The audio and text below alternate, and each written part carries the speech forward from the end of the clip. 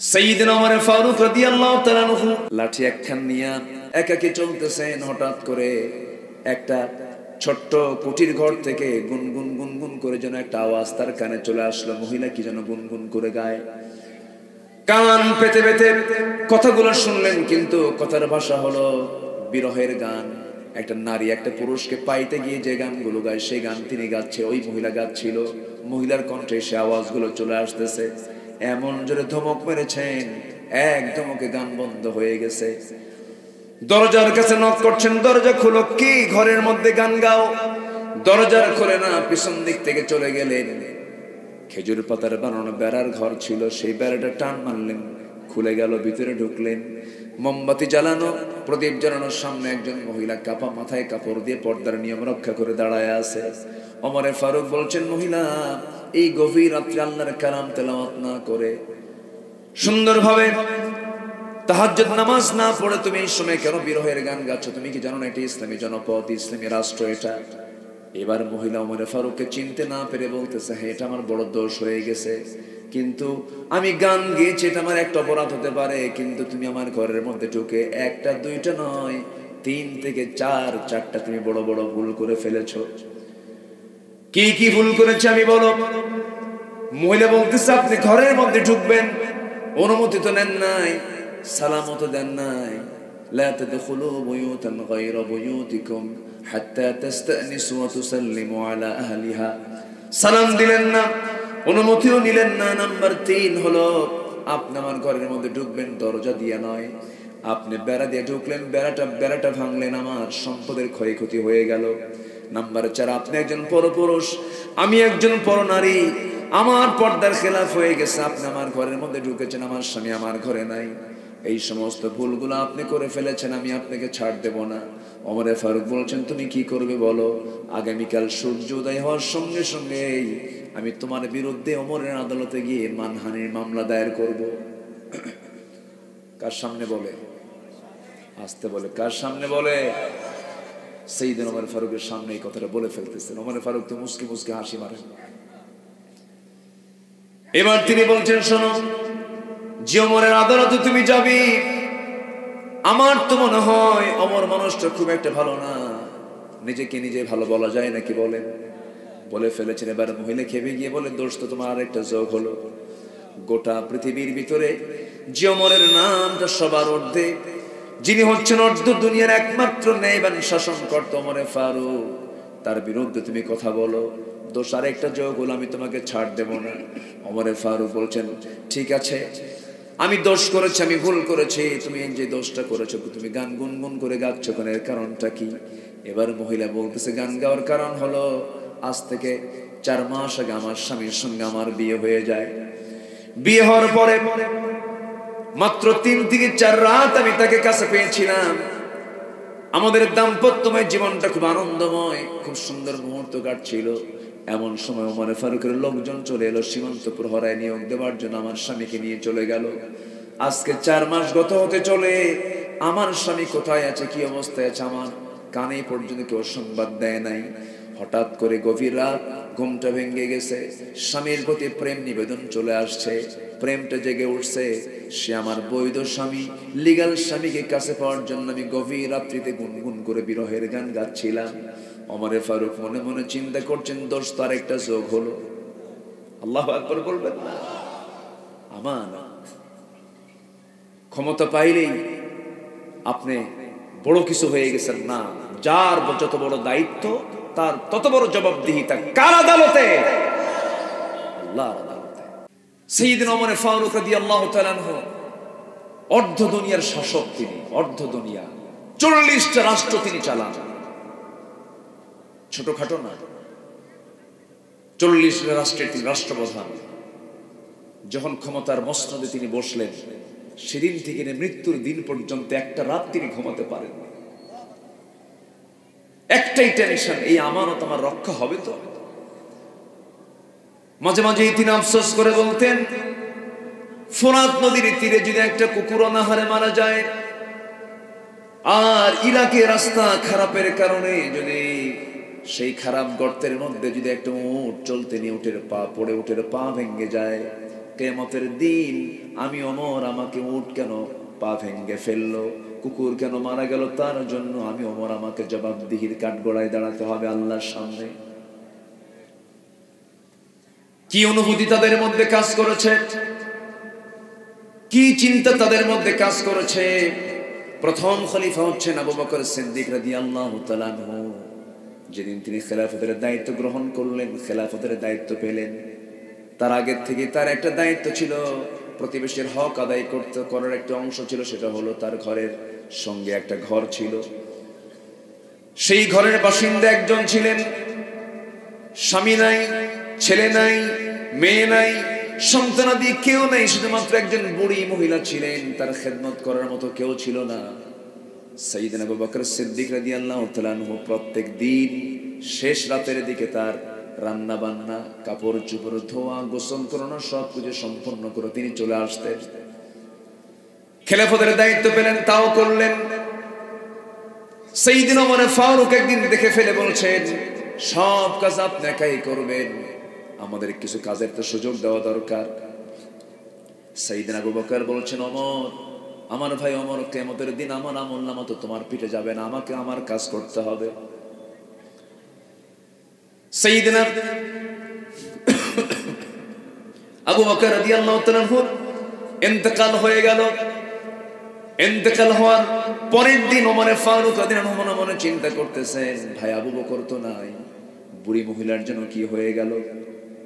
সেই বুড়ি মহিলার খেদমত করার জন্য তিনিও চলে গেছেন শেষ রাত্রিতে।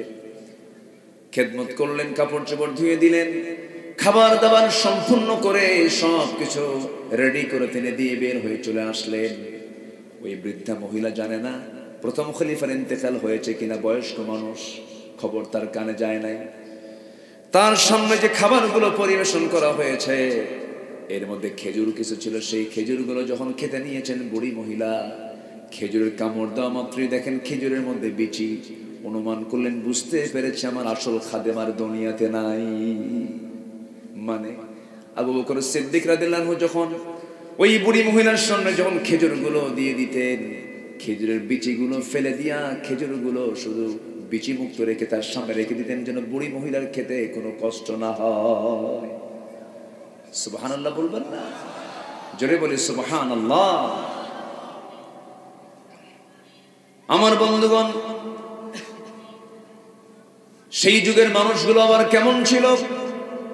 গভীর রজনী, নিঝুম রাত, ওমর ফারুক রাদিয়াল্লাহু তাআলা আনহু রাতের বেলা তিনি একাকী চলছেন, নির্জন রাত্রিতে ছোট্ট একটা লাঠি নিয়ে একা একা চলতেছেন। তাদের জন্য কোনো প্রোটোকল লাগতো না, কোনো মানুষের প্রয়োজন হতো না, তিনি সম্পূর্ণ একাকী চলতেন, কারণ তার দিলের মধ্যে ভয় ছিল একমাত্র কার ভয়? আসতে বলবেন না, কার ভয়? বিগত 16 বছর দেখেছি আতিপাতি নেতার পিছনে 50টা মোটর সাইকেল। কটা মোটর সাইকেল?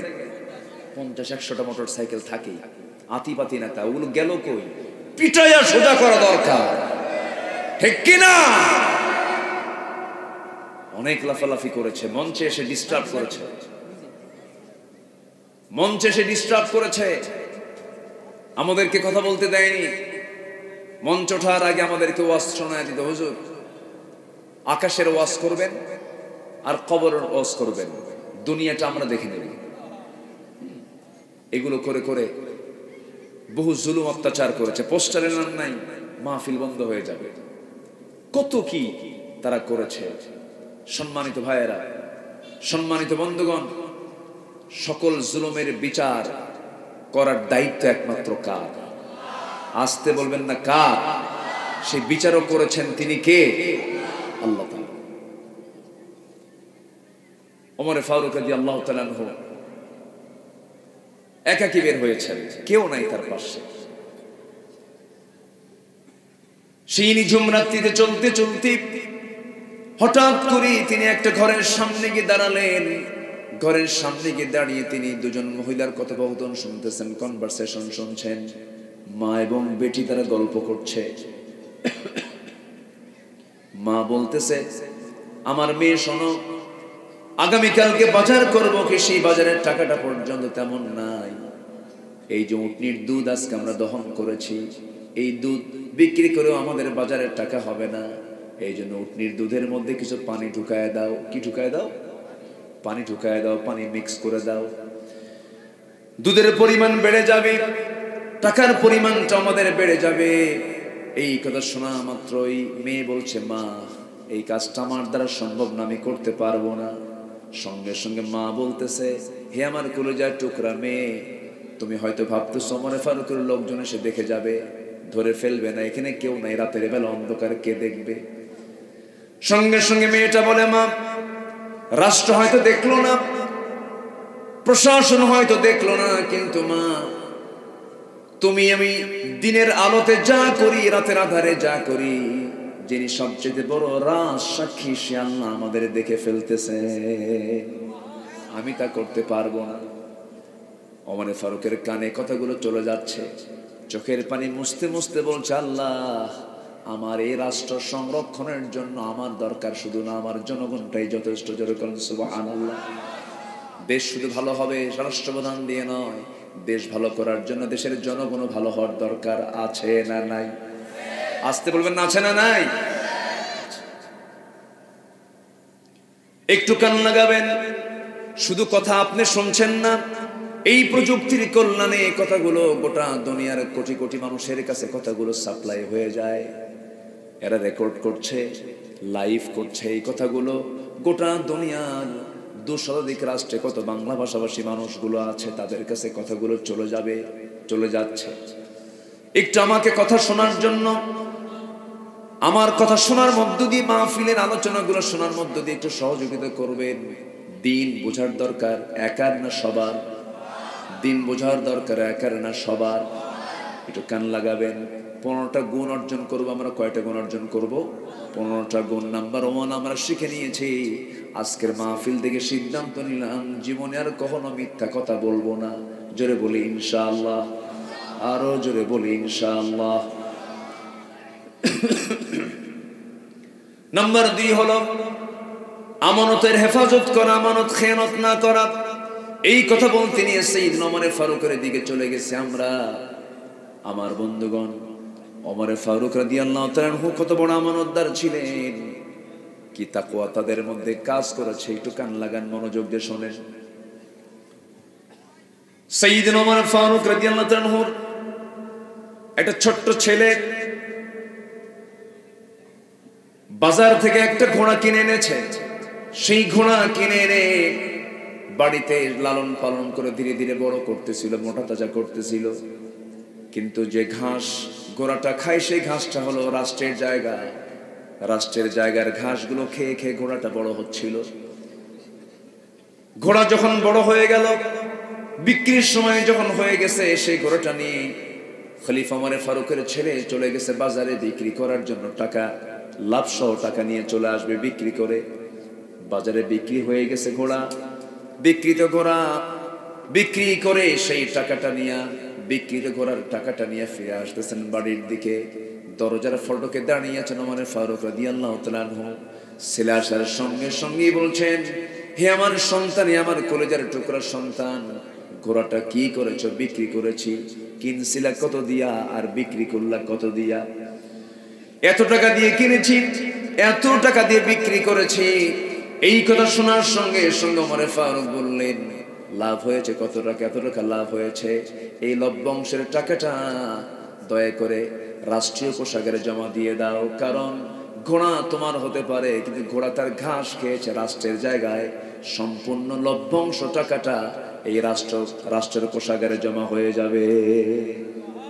জোরে বলি সুবহানাল্লাহ। এটাই হচ্ছে আমানত। এটাই কি বলেন? আসতে বলে, এটা কি আমানত। সাইয়েদনা ওমর ফারুক রাদিয়াল্লাহু তাআলা আনহু কি মানুষ! এশার নামাজ একদিন পড়ালেন, একটা রাতের কথা বলে আবার পয়েন্টের দিকে আস্তে আস্তে যাব। আমানতদারিতা কি এটা বোঝানোর জন্য বলছি আমি। ওমর ফারুক রাদিয়াল্লাহু তাআলা আনহু এশার নামাজ পড়িয়ে বাড়িতে আসলেন। বউকে বললেন, বউ আমার দ্রুত গতিতে কিছু খাবার দিয়ে দাও, খাবার খাবো। খাবার খেয়ে বললেন, থাকো, আমার জনগণকে না দেখলে আমার ভালো লাগে না। কি যেন সমস্যায় আছে আমার প্রতিবেশীগুলো, আমি একটু দেখে আসি। খাবার দাবার সম্পূর্ণ করে আস্তে করে বের হয়ে গেলেন। হঠাৎ করে প্রতিবেশীর ঘর থেকে বিকট আওয়াজ, কান্নার আওয়াজ তার কানে চলে এলো। সামনে গিয়ে দাঁড়িয়ে বললেন, এই বাড়িতে কি মহিলা নাই? এই বাড়িতে কি মা নাই? সন্তান কান্নাকাটি করছে, মা কিছু বলে না। সঙ্গে সঙ্গে মহিলার সামনে বের হয়ে এসে বলতেছে, আমি একজন বিধবা মানুষ, আমার স্বামী দুনিয়া থেকে বিদায় নিয়েছেন, ঘরের মধ্যে পানি ছাড়া চুল পরিমাণ কোনো খাবার নাই, কি দেব তাদেরকে? খাবারের যন্ত্রণায় তারা ছটফট করছিল। ওমর ফারুক রাদিয়াল্লাহু তাআলা কিচ্ছু কথা না বলে মাথা নিচু করে আবার তিনি চলে আসলেন। খাদ্য গুদাম থেকে এক বস্তা আটা নিজের পিঠে বহন করে নিয়ে চলে আসলেন। এসে বললেন, শোনো, বিধবা যখন তোমার আটার বস্তা আবার ফিরে যাবে, আমি ওমর তোমাকে নিজ দায়িত্বে দিয়ে যাবো, শুধু খোঁজ খবরটা আমার কানে লাগায় দিবা। সেখান থেকে চলে গেলেন, আরেকটা বাড়ির সামনে গিয়ে দাঁড়ালেন। সেই জায়গায় গিয়ে লক্ষ্য করে দেখেন ভিতর থেকে কান্নার আওয়াজ, বয়স্ক একজন মহিলার কান্নার আওয়াজ, চিৎকার করে কান্নাকাটি করে। প্রশ্ন করছেন, এত গভীর রাতে মহিলা কান্দে কেন, কি হয়েছে? পেটে বাচ্চা, ডেলিভারির সময় হয়েছে, কিন্তু ধাত্রী নাই, নার্স নাই, সন্তান ডেলিভারি হচ্ছে না। কি করবেন? তিনি তো পুরুষ মানুষ। আবার গভীর রাত, সোজা বাড়িতে চলে গেলেন, বউটাকে ডাক দিলেন। ডাক দিয়ে বউয়ের হাত ধরে বলছেন, আল্লাহর কসম করে বলি, আমরা কিন্তু জনগণের শাসক নই, আমরা হলাম জনগণের খাদেম। এই কথা বলে বউটাকে বোরকা পড়ায় নিয়া ওই বাড়ির সামনে গিয়ে দাঁড় করায়া হাত দুটো জড়িয়ে ধরে বলছে, আমার স্ত্রী, আল্লাহর কসম করে বলি, এই ঘরের মধ্যে একজন মহিলা আছে, পেটের সন্তান ডেলিভারি হচ্ছে না, নার্স নাই, আল্লাহ না করুন, আল্লাহ না করুন, যদি এই মহিলার যদি মৃত্যু হয়ে যায়, সন্তান অথবা যদি মা যে কোনো একজন যদি মারা যায়, অথবা দুজন যদি মারা যায়, কিয়ামতের দিন আমি ওমর আমাকে খুনির কাতের আল্লাহর সামনে দাঁড়াতে হবে। অতএব আমার পক্ষ হয়ে তুমি আমার স্ত্রী, আজকে তোমাকে নার্সের দায়িত্ব পালন করতে হবে। বউটাকে ঘরের মধ্যে ঢুকায় দিলেন। একজন সম্রাটের বউ, একজন খলিফার বউ, তাকে নার্স বানায় ঘরের মধ্যে ঢুকায় দিয়ে সেখান থেকে আস্তে করে আবার অন্যদিকে চলতে লাগলেন। চলতে চলতে লাঠি একখান নিয়ে একাকি চলতেছেন। হঠাৎ করে একটা ছোট্ট কুটির ঘর থেকে গুনগুন গুনগুন করে যেন একটা আওয়াজ তার কানে চলে আসলো। মহিলা কি যেন গুনগুন করে গায়। কান পেতে পেতে কথাগুলো শুনলেন, কিন্তু কথার ভাষা হলো বিরহের গান। একটা নারী একটা পুরুষকে পাইতে গিয়ে যে গানগুলো গায়, সেই গান তিনি গাচ্ছে, ওই মহিলা গাচ্ছিল। মহিলার কণ্ঠে সে আওয়াজগুলো চলে আসতেছে। এমন জোরে ধমক মেরেছেন, এক ধমকে গান বন্ধ হয়ে গেছে। দরজার কাছে নক করছেন, দরজা খুলো, কি ঘরের মধ্যে গান গাও? দরজার খোলে না। পিছন দিক থেকে চলে গেলেন। খেজুর পাতার বানানো বেড়ার ঘর ছিল, সেই বেড়াটা টান মারলেন, খুলে গেল, ভিতরে ঢুকলেন। মোমবাতি জ্বালানো, প্রদীপ জ্বালানোর সামনে একজন মহিলা কাপা মাথায় কাপড় দিয়ে পর্দার নিয়ম রক্ষা করে দাঁড়ায় আছে। ওমর ফারুক বলছেন, মহিলা, এই গভীর রাত্রে আল্লাহর কালাম তেলাওয়াত না করে, সুন্দরভাবে তাহাজ্জুদ নামাজ না পড়ে তুমি এই সময় কেন বিরহের গান গাচ্ছ? তুমি কি জানো না এটি ইসলামী জনপদ, ইসলামী রাষ্ট্র এটা? এবার মহিলা ওমর ফারুককে চিনতে না পেরে বলতেছে, হ্যাঁ, এটা আমার বড় দোষ হয়ে গেছে, কিন্তু আমি গান গেয়েছি, এটা আমার একটা অপরাধ হতে পারে, কিন্তু তুমি আমার ঘরের মধ্যে ঢুকে একটা দুইটা নয়, 3 থেকে 4টা তুমি বড় বড় ভুল করে ফেলেছো। কি কি ভুল করেছে আমি বলো? মহিলা বলতেছে, আপনি ঘরের মধ্যে ঢুকবেন, অনুমতি তো নেন নাই, সালামত দেন নাই। লা তাদখুলু বুয়ুতান গায়রা বুয়ুতিকুম হাত্তা তাস্তানিসু ওয়া তুসাল্লিমু আলা আহলিহা। সালাম দিলেন না, অনুমতিও নিলেন না। নাম্বার 3 হলো, আপনি আমার ঘরের মধ্যে ঢুকবেন দরজা দিয়ে নয়, আপনি বেড়া দিয়ে ঢুকলেন, বেড়াটা ভাঙলেন, আমার সম্পদের ক্ষয়ক্ষতি হয়ে গেল। নাম্বার 4, আপনি একজন পরপুরুষ, আমি একজন পরনারী, আমার পর্দার খেলাফ হয়ে গেছে, আপনি আমার ঘরের মধ্যে ঢুকেছেন, আমার স্বামী আমার ঘরে নাই। এই সমস্ত ভুলগুলো আপনি করে ফেলেছেন, আমি আপনাকে ছাড় দেব না। ওমর ফারুক বলছেন, তুমি কি করবে বলো? আগামীকাল সূর্য উদয় হওয়ার সঙ্গে সঙ্গে আমি তোমার বিরুদ্ধে ওমরের আদালতে গিয়ে মানহানির মামলা দায়ের করব। কার সামনে বলে? আসতে বলে, কার সামনে বলে? সাইয়েদনা ওমর ফারুকের সামনে এই কথাটা বলে ফেলতেছেন। ওমর ফারুক তো মুস্কি মুস্কি হাসি মারেন। এবার তিনি বলছেন, শোনো, যে ওমরের আদালতে তুমি যাবি, আমার তো মনে হয় অমর মানুষটা খুব একটা ভালো না, নিজেকে নিজে ভালো বলা যায় নাকি বলেন?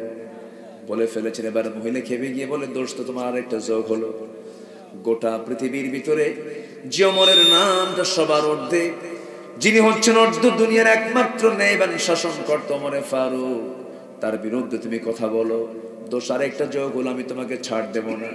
ওমরে ফারুক বলছেন, ঠিক আছে, আমি দোষ করেছি, আমি ভুল করেছি, তুমি যে দোষটা করেছো, তুমি গান গুনগুন করে গাচ্ছ কেন, এর কারণটা কি? এবার মহিলা বলতেছে, গান গাওয়ার কারণ হলো, আজ থেকে 4 মাস আগে আমার স্বামীর সঙ্গে আমার বিয়ে হয়ে যায়। বিয়ে হওয়ার পরে মাত্র 3 থেকে 4 রাত আমি তাকে কাছে পেয়েছিলাম। আমাদের দাম্পত্যময় জীবনটা খুব আনন্দময়, খুব সুন্দর মুহূর্ত কাটছিল। এমন সময় ওমর ফারুকের লোকজন চলে এলো সীমান্ত প্রহরায় নিয়োগ দেওয়ার জন্য, আমার স্বামীকে নিয়ে চলে গেল। আজকে 4 মাস গত হতে চলে, আমার স্বামী কোথায় আছে, কি অবস্থায় আছে, আমার কানে পর্যন্ত কেউ সংবাদ দেয় নাই। হঠাৎ করে গভীর রাত, ঘুমটা ভেঙে গেছে, স্বামীর প্রতি প্রেম নিবেদন চলে আসছে, প্রেমটা জেগে উঠছে। সে আমার বৈধ স্বামী, লিগ্যাল স্বামীকে কাছে পাওয়ার জন্য আমি গভীর রাত্রিতে গুনগুন করে বিরহের গান গাচ্ছিলাম। ওমরে ফারুক মনে মনে চিন্তা করছেন, দোষ তার একটা যোগ হলো। আল্লাহু আকবার বলবেন না? আমার ক্ষমতা পাইলেই আপনি বড় কিছু হয়ে গেছেন না, যার যত বড় দায়িত্ব তার তত বড় জবাবদিহিতা। কার আদালতে? আল্লাহর আদালতে। শুনবেন কথা, শুনবেন? আগ্রহ আছে? কিন্তু পড়ন্ত বেলায় আমাকে তুলে দিয়েছে। সবার মধ্যে ক্লান্তির ভাব, কেউ কেউ এরকমও করতেছে, দেখতেছি তো। সম্মানিত ভাইয়েরা, খুব ভালো মানুষ আপনারা, আলহামদুলিল্লাহ, আলহামদুলিল্লাহ বলেন। এশার নামাজ হয়েছে তো? এশার নামাজ হয়েছে? ফজর হবে? ফজর হবে তো ইনশাআল্লাহ? জি, আল্লাহ কবুল করুন, জোরে বলি আমিন। আচ্ছা, তাহলে 15টা গুণ আমরা আজকে শিখে যাব নিজের জীবনের চরিত্রকে সুন্দর করার জন্য, আচার আচরণের শৃঙ্খলা ফিরে আনার জন্য। কোরআন শিক্ষা দিয়েছে। কি শিক্ষা দিয়েছে? কোরআন। 1 নম্বর হচ্ছে সঠিক কথা বলো, নাম্বার 2 হচ্ছে আমানত রক্ষা করো।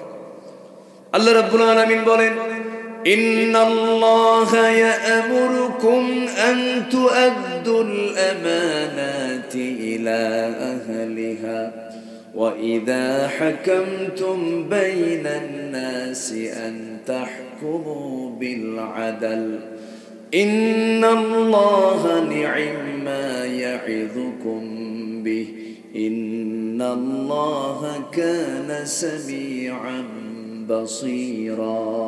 জোরে বলুন আল্লাহু আকবার। নাম্বার 3 হলো ইনসাফ কায়েম করা, সদরাচরণ, সুন্দর আচরণ করা। কোরআনে কারীমের মধ্যে একটা আয়াত আছে, যে আয়াতটা হলো সবচেয়ে ওয়েটফুল আয়াত, যে আয়াতটা প্রত্যেকটা খতিব জুমার দিনে পড়েন।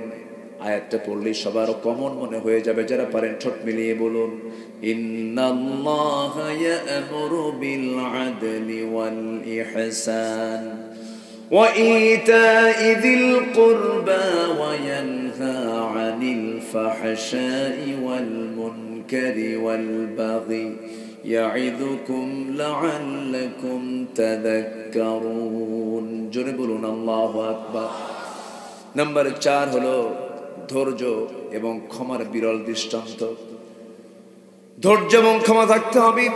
আল্লাহ রাব্বুল আলামিন বলেন, ওয়ালামান সাবারা ওয়া গাফারা ইন্না যালিকা লামিন আজমিল উমুর। জোরে বলুন আল্লাহু আকবার। এজন্য আমরা ধৈর্যের পরিচয় দেব। বিয়ে আগে না ধৈর্য আগে? ব্যবসা আগে না ধৈর্য আগে? বলেন বলেন। মাহফিলে বসা আগে না ধৈর্য আগে? নামাজ আগে না ধৈর্য আগে? দেখবেন জুমার দিন কিছু কিছু মুসল্লি সবার পরে যায় আর সবার আগে বের হয়, আছে না? আবার খতিব যদি 1:30টা পর্যন্ত খুতবা দেওয়ার নিয়ম, কথা বলতে নিয়ে যদি 1:40 বানায় ফেলে, খালি ঘড়ি দেখে মুসল্লি খুতবা দেয় হুজুর, আছে না? এরকম আছে না? যিনি খতিব তিনি খুতবা দিবেন, তিনি ঘড়ি দেখবেন, মুসল্লি কি ঘড়ি দেখার দায়িত্ব? ঘড়ি দেখা মুসল্লি কিছু আছে না নাই? তাহলে কি ধৈর্য আছে? মাঝে মাঝে আবার খতিবকে হুমকিও মারে, হুজুর আমাদের কি সময়ের দাম নাই, এরকম করে কথা বলে। আছে কি না? সম্মানিত ভাইয়েরা, ধৈর্যের পরিচয় আগে দিতে হবে। ধৈর্য ছাড়া কোনো কিছুই হবে না। বিয়ের এই দাম্পত্যময় জীবনে চরম ধৈর্যের পরিচয় দিতে হয়। প্রায় আমাদের ফোনে ফোন আসে তালাক সংক্রান্ত, প্রায় ম্যাক্সিমাম টাইম এই ফোনটা আসে। সেই তালাক দিতে হবে কাছাকাছি থেকে কথা বলে, স্টেপ বাই স্টেপ। কোরআন যেভাবে তালাক দিতে বলেছে 3 তুহুরে তালাক দিতে হবে। তা না করে আছে মালয়েশিয়া, আছে বউ আছে কুষ্টিয়া, হ্যাঁ দেশে দিয়া, ওখান থেকে ফোনে ফোনে ভিডিও কলে কথা বলতে বলতে কি যেন নিয়ে গন্ডগোল লাগছে, একসঙ্গে রাগের ঠেলায় বলে দিছে, যা তোর 100 তালাক দিয়ে দিলাম। আওয়াজ বাড়ান তো, এত শক্তি লাগতেছে কেন? 100 তালাক দিয়ে দিলাম। তালাক দিয়া আমাদের ফোন দিয়ে বলে, হুজুর কাম তো সারছে, কি বউরে তালাক দিছি কেমন করে? হুজুর 100 তালাক দিছি। তালাক কি 100 আছে? 100 তালাক হয়? আর তালাক তোমার রাতান। এই যে কেবলই মোবাইল করছে একজন, ঢাকা থেকে একজন সমস্যা করছে। প্রায় এই অবস্থা হচ্ছে। এই কথাটা বলা দরকার, এই কথাটা যাওয়া দরকার, এটা ঘন ঘন যাওয়া দরকার। অসংখ্য পরিবার আছে যারা স্বামী স্ত্রীর পরিচয় দিয়ে সংসার করছে, কিন্তু এই সমস্ত তালাকের কারণে জিনা হচ্ছে, ঠিক কিনা? বাস্তব এটা। অফ, ফ্যান অফ করো, ফ্যান অফ করো। হ্যাঁ সম্মানিত ভাইয়েরা, এরপরে তালাক দিয়া পরে আমাদের ফোন দিয়ে বলে, হুজুর কাম তো সারছে, এই করছে। কি বলছেন হুজুর? 100 তালাক দিছি, সাথে শাশুড়িও তালাক দিছি। শাশুড়ি তালাক হয়? শাশুড়ি তালাক হয়, তালাক তো হয় না। কেন? শাশুড়ির উপরে রাগটা আরো বেশি দিল। শেষ পর্যন্ত বলে ফেললো, হুজুর ভুল তো করিয়ে ফেলছি, এখন কি করা যায়? এটাকে নেওয়ার কি কোনো সুযোগ আছে? এই সমস্ত কথাগুলো আমাদেরকে বলে, মানে অকাম করবে ওরা, ফয়সালা দেব আমরা, বুঝলেন না? এগুলো করা ঠিক না, এগুলো হারাম। এগুলো কি বলেন তো? হারাম। আল্লাহ তুমি বিকৃত পন্থা থেকে যাদেরকে হেফাজত করো, জোরে বলি আল্লাহুম্মা আমিন। ধৈর্য থাকতে হবে, ক্ষমা থাকতে হবে। স্বামী স্ত্রীর মধ্যে কোনো দ্বন্দ্ব লেগেছে, এর মধ্যে সবচেয়ে বেশি ধৈর্যের পরিচয় দেবে কে? স্বামী না স্ত্রী? সব চুপ করে আছে, হুজুর কিচ্ছু কম না, কারণ পাশে বউ বসে শুনতেছে। বলে হঠাৎ করে আমার ঠান্ডা লাগছে, কফ বুকে জমা হয়ে আছে, খুব কষ্ট করে চাপ প্রয়োগ করে আমাকে কথা বলতে হচ্ছে।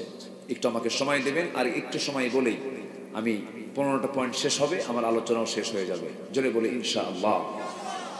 এখন ধৈর্যের পরিচয় দিবে বেশি কে? স্ত্রী না স্বামী? স্বামী। স্ত্রী যে দেবে না তা না, অবশ্যই দিতে হবে, কিন্তু আল্লাহ তাআলা স্ত্রীদের ধৈর্য দিয়েছেন এক জায়গায়, আর আপনার ধৈর্য দিয়েছেন আরেক জায়গায়। যেরকম সন্তান কোলে নিয়ে থাকা, সন্তান লালন পালন করা, এটাতে এগিয়ে কে? স্বামী না স্ত্রী? বাবা না মা? মা আগায় আছে, আপনি পারবেন না। 1.5 বছরের সন্তানকে যদি আপনার কোলে উঠায় দিয়া, অথবা 1.5 মাসের সন্তান আপনার কোলে উঠায় দিয়া বলে, তুমি 2 দিন একটু দেখো, 2 দিন কেন, 2 ঘন্টার পরেই সন্তান আছাড় মারা শেষ। এটার নাম হলো পুরুষ। এটার নাম কি বলেন? পুরুষ। পুরুষ পারবে না। এই ধৈর্য আল্লাহ তাআলা কাকে দিয়েছেন? নারীকে দিয়েছেন। আমার ভাইয়েরা, কিন্তু নেতৃত্ব দেওয়ার ক্ষেত্রে, পরিচালনার ক্ষেত্রে, সকল ক্ষেত্রে আল্লাহ রাব্বুল আলামিন ধৈর্যের পরিচয় পুরুষকে দিতে বলেছেন।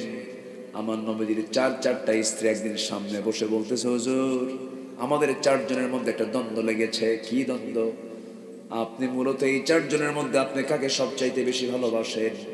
রাসূল মুস্কি হাসি মেরে মনে মনে চিন্তা করেন, কার নাম বলে আমি কার কি করব, কেমনে বলি, জবাবটা কেমনে দেই? জবাব দিলেন না, শুধু বললেন, যাও, যে প্রশ্ন তোমরা আমাকে করেছো এটার জবাব দেওয়ার জন্য একটু সময় লাগবে আমার, আমি আগামীকালকে সকালে বলবো, যাও। পাঠায় দিয়েছেন। পাঠায় দিয়া রাতের বেলা করলেন কি, 2টা করে খেজুর প্যাকেট করে প্রথমে আম্মা জান আয়েশার ঘরে গিয়ে বলছেন, আয়েশা আমি তোমাকে দারুণ লাইক করি, আহিব্বুক, আই লাভ ইউ। কি বউকে বলা জায়েজ আছে না নাই? আসতে বলে আছে না নাই? পরের বউ না নিজের বউ? হ্যাঁ, এটা যেন মনে থাকে আবার। আমার নবীজি বলছেন, আয়েশা আমি তোমাকে দারুণ ভালোবাসি, যে 2টা খেজুর তোমাকে ভালোবাসে দিয়ে গেলাম, এই কথা যেন অন্য কোন স্ত্রী কানে না যায়। 2য় ঘরে গিয়ে তাই বললেন, 3য় ঘরে গিয়ে তাই বললেন, 4র্থ ঘরে গিয়ে বললেন একই কথা। খেজুর 2টা করে দিয়ে আসলেন। পরের দিন সকালবেলা 4 জন স্ত্রী বুক ভরা আশা নিয়ে মনে মনে ভাবতেছে, হুজুর তো আজকে আমার কথা বলবেন। ঘরের মধ্যে আমার নবীজি 4 স্ত্রীকে নিয়ে বসলেন। এবার বলতেছে, হুজুর আপনি বলবেন আজকে আমাদেরকে আপনি কাকে সবচেয়ে বেশি ভালোবাসেন? রাসূল বলছেন, আমি তাকেই সবচেয়ে বেশি ভালোবাসি যাকে গত রাত্রিতে লুকায় লুকায় 2টা খেজুর দিয়ে আসছি। যা সুবহানাল্লাহ। কি কথা বোঝা গেল? এটার নাম হচ্ছে ব্যালেন্স, ধৈর্য, ইনসাফ। আল্লাহু আকবার বলেন। আমার বন্ধুগণ, নাম্বার 5 হলো, মনে আছে কি? মনে আছে আপনাদের?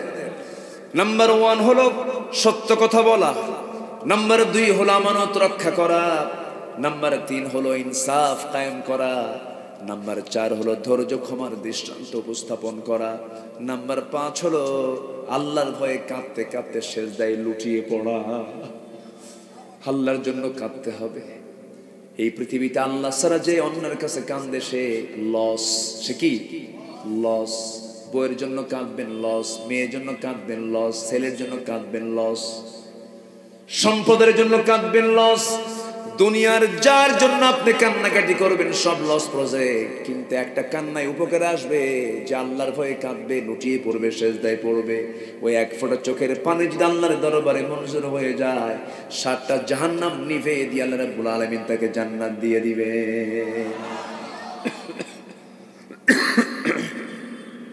আল্লাহ রাব্বুল আলামিন বলেন, ওয়াল্লাযীনা ইয়াবিতুনা লিরাব্বিহিম সুজদান ওয়া কিয়ামা ওয়াল্লাযীনা ইয়াকুলুনা রাব্বানা ইসরিফ আন্না আযাবা জাহান্নাম ইন্না আযাবাহা কানা গরামান ইন্নাহা সাআত মুস্তাকাররান ওয়া মুকামা।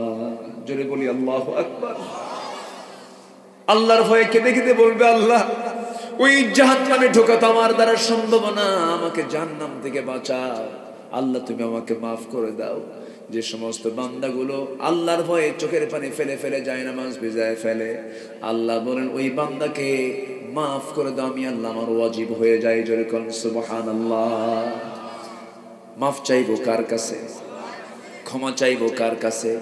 চোখের পানি ফেলে ফেলে কাঁদবো কার কাছে? আল্লাহর কাছে। হারে সাহাবীরা দুনিয়াকে প্রাধান্য দেন নাই, দুনিয়াকে বিক্রি করে দিয়েছেন, আখিরাতের কাছে নয়। হ্যাঁ, আখিরাতের কাছেই তারা দুনিয়াকে বিক্রি করে দিয়েছেন। আখিরাত তো তারা কিনে নিয়েছেন, দুনিয়া তারা বিক্রি করে ফেলেছেন। একটা ছোট্ট ইতিহাস মনে পড়ে গেল, শুনবেন নাকি? আগ্রহ আছে তো? ওইদিকে ওমর ফারুকের জীবনের একটা অংশ কিন্তু বাদ পড়ে আছে। আছে? মনে আছে? মনে আছে? আমার বন্ধুগণ, কি ছিল তাদের সোনালী জীবন? মক্কা এবং মদিনার ঠিক মাঝখান বরাবর বাড়ি। একজন ব্যক্তি, একজন সাহাবী ইসলাম কবুল করেছেন।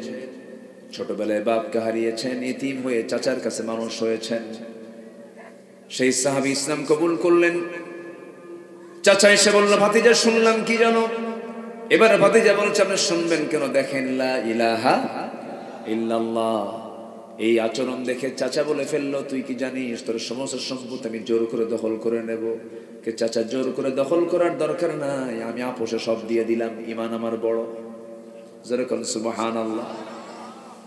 গায়ের জামাটাও খুলে নিয়েছে, জোর করে মারধর করে লুঙ্গিটা পর্যন্ত খুলে নিয়ে তাকে উলঙ্গ করে ঘর থেকে বের করে দিয়েছে, তাও খুশি তিনি। দরজার কাছে গিয়ে বলে, মা দরজা খুলো, তবে আমাকে দেখো না, আমাকে ছোট্ট একটা কাপড় দিয়ে দাও, সতরটা ঢেকে ফেলবো, নবীর দরবারে চলে যাচ্ছি। ইমান বিক্রি করি নাই, দুনিয়া বিক্রি আমার হয়ে গেছে। যেরকম সুবহানাল্লাহ, দুনিয়া বিক্রি হয়ে গেছে কিন্তু ইমান বিক্রি হয়নি। ছুটে চললেন নবীর পানে। প্রচন্ড শীতকাল, ঠান্ডার সময় খালি গায়ে কোনো মতো সতরটা থেকে চলে গেছেন মদিনার মসজিদের পাশে নবীর কবর, নবীর হুজরাখানার সামনে গিয়ে দাঁড়ায়ছেন। দরজায় নক করেছেন, দরজা খোলা মাত্র রাসূল দেখলেন কে যেন সামনে দাঁড়ানো, গায়ে কাপড় চোপড় নাই, নগ্ন দেহ। ভিতরে ঢুকলেন, আমার নবজি তার নিজের পরনের দুটো জুব্বা, নিজের গায়ের দেওয়ার দুটো জুব্বা আস্তে করে হাতের মধ্যে নিয়ে বললেন, যুবক এই যে জুব্বাখানা তুমি পড়ো। জুব্বাটা পড়ার পরে তিনি বলেন, কি হয়েছে, ঘটনা কি? চাচা আমাকে বস্ত্রহীন করে বাড়ি থেকে বের করে দিয়েছে। রাসূল মুস্কি হাসি মেরে বললেন, তোমার চাচা তোমাকে কাপড় ছাড়া শূন্য দেহে পাঠিয়ে দিয়েছে, আর বিশ্ব নবী তার গায়ের জুব্বা তোমাকে হাদিয়া দিয়েছে, যাও। জোরে কই সুবহানাল্লাহ। খুব খুশি সাহাবী। এবার রাসূল বলছেন, ও সাহাবী তুমি কিছু বলতে চাও নাকি? এবার তিনি বলছেন, ইয়া রাসূলুল্লাহ, আমার বলার কি, আপনি আমার জন্য একটু দোয়া করবেন, আপনি আমার জন্য খাস করে দোয়া করবেন। আমার রাসূল করলেন কি, হাত দুটো উঁচু করে আকাশের দিকে তাকায় বলছেন, আল্লাহ তাআলা আমার আব্দুল্লাহর জান মাল তুমি কাফের বেঈমানদের জন্য হারাম করে দাও। মনটা খারাপ হয়ে গেছে, হুজুর দোয়া চাইলাম কি, আপনি দোয়া করলেন কি? কি হয়েছে তোমার হুজুর? আমি তো শহীদ হতে পারবো না, কাফের বেঈমানদের জন্য আমি হারাম হয়ে গেছে, আমাকে মারতে পারবে না, ওরা আমাকে শেষ করতে পারবে না। এবার রাসূল বলছেন, তোমার যদি জিহাদের তামান্না থাকে, ওয়াইম্মা তাআলা ফিরাশি, আল্লাহ রাব্বুল আলামিন তোমাকে শহীদের দরজা বিছনায় মূল্য দিয়ে দিবেন। যেরকম সুবহানাল্লাহ। আমার নবীজি ওই সাহাবীকে পাঠিয়ে দিলেন, সাহাবায়ে কেরামদের মধ্যে সময় কাটান। মদিনা থেকে যুদ্ধের ডাক চলে এসেছে, যুদ্ধের ময়দানেও তিনি চলে গেলেন। যুদ্ধ শেষ হলো, যুদ্ধ থেকে ফেরার পথে হঠাৎ করে মদিনা আসার পথে তিনি অসুস্থ হয়ে পড়লেন। নবীকে জানানো হলো, রাসূল বললেন, আমার প্রিয় সাহাবী তার সর্বোচ্চ সেবাটুকুন করো। সর্বশেষ 3 দিন পরে আবার জানানো হলো, হুজুর আমরা তাকে বাঁচাতে পারলাম না, আব্দুল্লাহ দুনিয়া থেকে বিদায় নিয়েছে। রাসূল বলেন, গোসল করাও, কাফনের কাপড় পড়াও, আমার আব্দুল্লাহর জানাজা কেউ পড়াবে না, আমার আব্দুল্লাহর জানাজা আমি রাসূল নিজে তার দায়িত্ব গ্রহণ করলাম। রাসূল জানাজা পড়ায় দিলেন। জানাজা শেষ করার পরে রাসূল বলছেন, সাহাবীরা রে, আমার আব্দুল্লাহর কবরটা কোথায় খনন করেছো? ওই যে 2 পাহাড়ের ঠিক মাঝখানে। রাসূল বলছেন, সাহাবীরা আমার আব্দুল্লাহর লাশটা কেউ কবরে রাখতে পারবে না, আমার আব্দুল্লাহর কবরটাতে আব্দুল্লাহর লাশ আমি রাসূল নিজের হাতে শোয়ায় দেব, নিজের হাতে রাখবো, আমাকে নিয়ে চলো। রাসূল নিজে চলে গেলেন। যাওয়ার পরে কবরের সামনে দাঁড়ালেন, কবরের মাটিতে নামলেন। মাটিতে নেমে বলছে, আবু বকর আমার ডানে আসো, ওমর আমার বামে আসো। কবরের মধ্যে নেমেছেন কয়জন? 3 জন নেমেছেন, পৃথিবীর 3 জন সেরা মানুষ নেমেছেন। মাঝখানে রাসূল হাত দুটো আগায় দিয়ে বলছে, সাহাবীরা আমার আব্দুল্লাহর লাশটা আমার হাতে দাও রে। এই আমার আব্দুল্লাহ দুনিয়া বেঁচে ঈমানটা রক্ষা করেছে, এই আব্দুল্লাহ দুনিয়ার সব মায়া ছেড়ে দিয়া আমার মায়া ধরেছে, আল্লাহর মায়া ধরেছে, আব্দুল্লাহকে আমার হাতে তুলে দাও। আব্দুল্লাহর লাশটা হাতের মধ্যে নিলেন, বললেন, আবু বকর মাথা ধরো, ওমর পা ধরো। কবরে শোয়া দিলেন। শোয়া দিয়া বুকের উপর হাত রেখে বলছে, আরশের মালিক আল্লাহ, আমার আব্দুল্লাহর উপরে এই সময় পর্যন্ত আমি সন্তুষ্ট আছি, তুমি আব্দুল্লাহকে মাফ করে দাও। পাশে থেকে একজন সাহাবী সাদ বিন আবি ওয়াক্কাস রাদিয়াল্লাহু তাআলা চিৎকার মেরে বলছে, আরে আমার পোড়া কপাল রে, আজকে জীবিত সাদ বিন আবি ওয়াক্কাস না হয়ে যদি মৃত সাদ বিন আবি ওয়াক্কাস হয়ে যদি ওই কবরের বাসিন্দা হতে পারতাম, জীবনটা ধন্য হতো। দুনিয়ার সবচেয়ে সেরা 3 জন মানুষ যারা কবরে নামে, জোরে কোন সুবহানাল্লাহ, আল্লাহু আকবার বলেন। জীবনটাকে রঙিন করব ঈমান দিয়ে, জোরে বলি ইনশাআল্লাহ, জোরে বলি ইনশাআল্লাহ। কাঁদবো কার ভয়ে? কাঁদবো কার ভয়ে? আল্লাহ রাব্বুল আলামিন বলেন, ওয়ায়াখিরুনা লিল আযকানি ইয়াবকুনা ওয়া ইয়াজিদুহুম খুশুআ। জোরে বলুন আল্লাহু আকবার। নাম্বার 6 হলো মুমিনরা একে অপরের প্রতি বিনয়ের বাহু প্রসারিত করবে। اخفض جناحك لمن اتبعك من المؤمنين। জোরে বলুন আল্লাহু আকবার।